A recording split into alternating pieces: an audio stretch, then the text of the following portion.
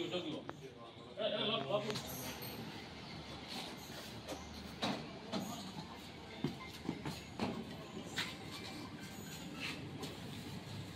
जन गंजेई बेपारी कंधमाल अंचलरू कार रे गंजेई भर्ती करी भुवनेश्वर को करुथिले चालाण। तबे कटक बांकी पुलिस कौनसी सूत्ररू खबर पाई बरपुट अंचल रे चढ़ाऊ करी पाखापाखी 1 क्विंटाल गंजेई सह कार को जबत करिसंती।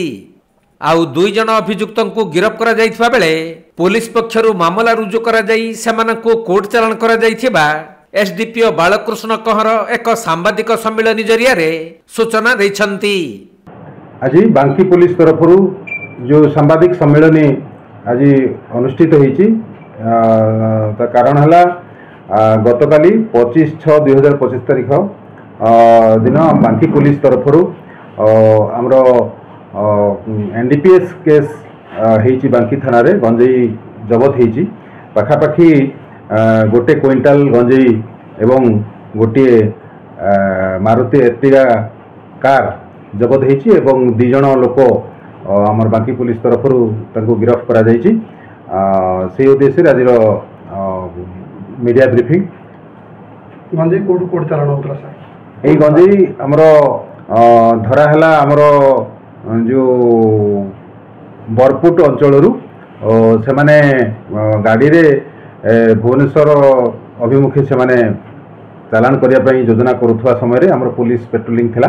से समय खबर पाई तांको पिछा करिक पुलिस धरिची आउ 2 जन अक्यूज एवं गोटे कार सेथिरे थिबा 1 क्विंटाल गंजेई पुलिस जबत करिची।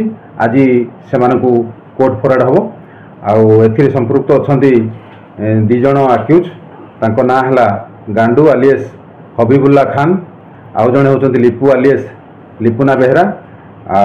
उभयंक घर होची तिगिरिया थाना अंडर रे से माने आज कोर्ट फरवर्ड हेबे। तो सर आज लिपू आलियस गांडू आलियस हबीबुल्ला खान तांको घर होची पंकाल। तो सर ये जो गंजेई चालान होतला मुख्यतः अंकर रैकेट को जगह ठाप होइछि किछि वर्तमान एटा तदंताधीन अछि। एटा जहा जना पड़ुछि ए माने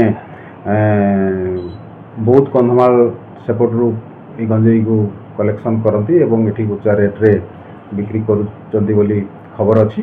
सेटा सविशेष तदंत आउरी आगो को हबो।